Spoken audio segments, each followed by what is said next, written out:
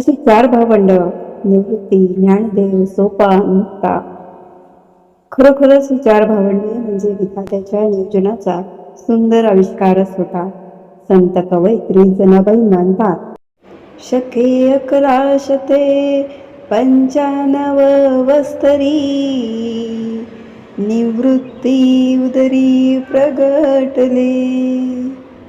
97 साली ज्ञानदेव झाले, 99 देखिले सोपान दे. 1201 मुक्ताई जन्मली, जनी म्हणे केली मात त्यांनी. तसेच या चार भावंडांविषयी कविवर्य मोरोपंत म्हणतात, शंकर निवृत्ती हरी तू ज्ञानेश, ब्रह्मदेव सोपान, विद्या मुक्ता तुमच्या कीर्ती सुधेची सदा असोपान. मुले तेजस्वी खरी, निवृत्ती शांत आणि स्थिर चित्त, एक पाठी, ज्ञानदेव चौकस, सोपान सरळ तर मुक्त भाऊक. विठ्ठलपंत रोज संध्याकाळी कुटीसमोर वेद उपनिषद स्तोत्रांचे वाचन करत असत. काही मंडळी ग्रामण्य असूनही ऐकायला येत असत. लोक ऐकायला जमले की विठ्ठलपंत अर्थ समजून सांगत, वेगवेगळ्या उदाहरणांनी पटवून देत. नित्य वाचनाचे आपोआप प्रवचनात रूपांतर होत असे. लोकांना साध्या सोप्या भाषेतला वेदांत आवडत असे. असा धर्म त्यांना आत्तापर्यंत कोणी सांगितलाच नव्हता. याचा सुगावा आळंदीकरांना लागलीच त्यांनी दमदाटी सुरू केली.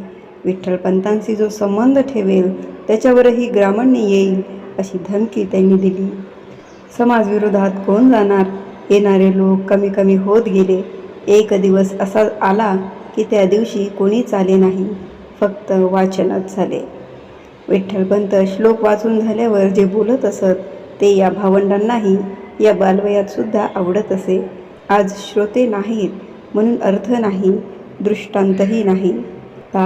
आज लोक का आले नाहीत? ज्ञाना म्हणतो, बाळा, ते समाजाला घाबरून आले नाहीत. ज्याला समाजात राहायचंय, नांदायचं आहे, त्याला समाजानं घालून दिलेली नीतिबंधनं पाळावी लागतात. विठ्ठलपंत म्हणाले, आपण तर नीती न्याय धर्मच सांगता, मग त्यात कोणती समस्या? निवृत्ती म्हणतो, अरे, धर्मपीठानं आपल्यावर ग्रामण्य केलं आहे म्हणून आपल्याकडे येण्यासही त्यांना बंदी असावी. विठ्ठलपंत म्हणतात, गुरूंच्या आज्ञा पालनानंतर आपणावर ग्रामण्य आणणारे हे कोण? निवृत्ती म्हणतो. यावर विठ्ठलपंत काही बोलले नाहीत. रुक्मिणीच म्हणाली, बाळांनो, त्यांच्या हाती धर्मसत्ता आहे. त्या शक्तीमुळे ते ग्रामण्य आणतात आणि त्या शक्तीपुढंच इतर नमतात. यावर ज्ञाना म्हणाला, शक्ती म्हणजे तेज. शक्तीचा खरा उपयोग सृष्टीच्या कल्याणासाठी आहे, जीवमात्रांच्या सौख्यासाठी आहे. सूर्य रोज उगवतो, आपल्या कुटीतही त्याची किरण येतात, लख्ख प्रकाश आणतात. मृगात कृष्ण मेघ नभागणात दाटतात, केवढा वर्षाव करतात, चेंब भिजवून टाकतात. कुटीभोवतीच्या वृक्षवल्लरींना नवजीवन देतात. आपल्या गोठ्यातली गोमाता, गोजीरवानं वासरू किती मायेनं वागतात आपल्या सारांशी. ईश्वरच जर अनुकूल तर त्याच्या सत्तेपुढे हे कोण सत्ताधीश? ज्ञानाच्या या मुखातून सत्य पाझरत होतं. ईश सत्तेची अमृतधार बरसत होती. रुक्मिणीनं ज्ञानाला घट्ट छातीशी कवटाळले. किती शहाणं ग माझं बाण! विठ्ठलपंतांच्या नेत्रांमधून आनंदाश्रू ओघळू लागले. अलौकिक असे जन्मप्राप्त आत्मतेज आणि परिस्थिती यामुळे चारही भावंडे दिवसेंदिवस अधिकाधिक तेजोमय होत होती. समाज त्यांच्याशी कठोर वागत होता. काही प्रेमाचे जिव्हाळ्याचे होते, ते लपून छपून यांना मदत करत. निवृत्ती आता मोठा झाला होता. त्याच्या वयाचे 8वे वर्ष सरत होते. याची आता मुंज व्हायला हवी. विठ्ठलपंत चिंताग्रस्त झाले. त्यांनी पुन्हा आळंदीच्या ब्रह्मवृंदात साकडे घातले. आपल्या मते मी पापी, पत्नी माझी अर्धांगिनी म्हणून पापी. आपण आमच्यावर ग्रामण्य केलं ते आम्ही भोगलं, अजूनही भोगतो आहोत. पण आमच्या पापाची शिक्षा मुलांना नको, त्यांच्या मुंजीला अनुमती द्यावी. ब्रह्मवृंदाने कानावर हात ठेवले. कोणताच निर्णय दिला नाही. विठ्ठलपंत निराश होऊन परतले. आपण सहकुटुंब परत त्र्यंबकेश्वरी जावे, तिथे अनुष्ठान करावे, देवालाच साथ घालावी. तर ठरले. विठ्ठलपंत आणि रुक्मिणी 4 पत्त्यांसह निघाले. मुक्ता सर्वात लहान, कधी विठ्ठलपंतांच्या खांद्यावर तर कधी रुक्मिणीच्या कडेवर, कधी निवृत्तीच्या खांद्यावर. हे बघून ज्ञानाही थोडा वेळ तिला घेऊन चालायचा. सारेजण कुशावर्तावर आले, स्नान केले. प्रयाग तीर्थ, सरस्वती तीर्थ, रामतीर्थ करत ते गौतम पर्वताकडे आले. शिखरावर गौतमाचे मंदिर.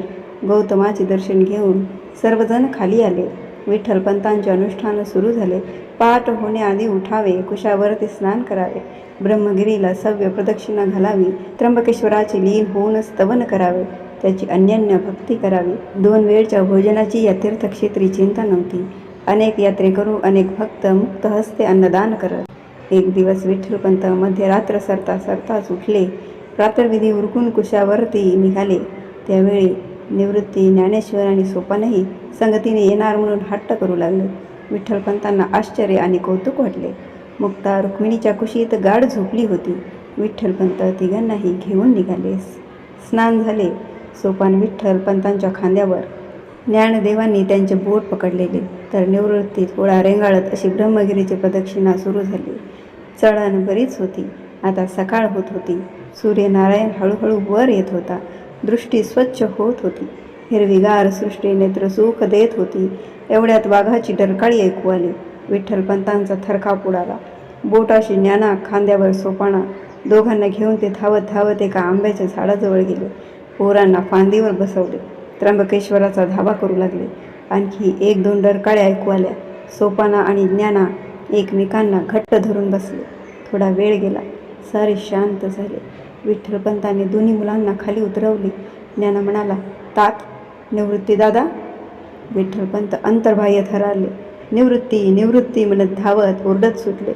सारा ब्रह्मगिरी पालथा घातला. निवास ओवरीत खिन्न मनाने, दुःख चित्ताने परतले. निवृत्ती सापडला नव्हता. रुक्मिणीचा बांध फुटला.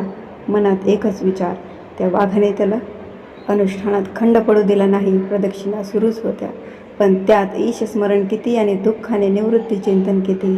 1 आठवडा लोटला, निवृत्ती परत आलाच नाही. इकडे निवृत्ती एका गुहेच्या द्वारात उभा होता.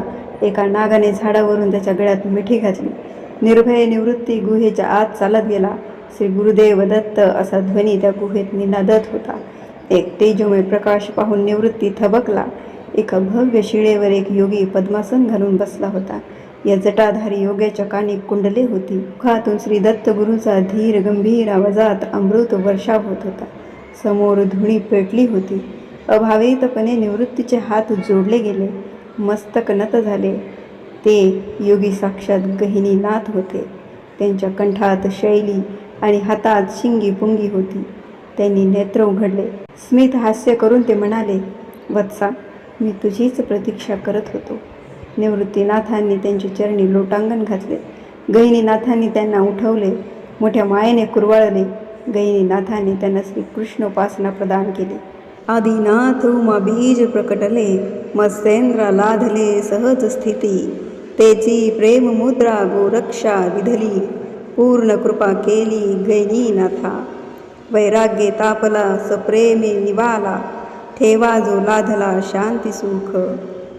निर्द्वंद्व निशंक विचरता मही, सुखानंद हृदयी स्थिर झाला. विरक्तीचे पात्र अन्वयाचे मुख, देऊनी सम्यक अन्यन्यता. निवृत्ती गयनी कृपा केली पूर्ण, कुळ हे पावन कृष्ण नामे. जय जय राम कृष्ण हरी, जय जय राम.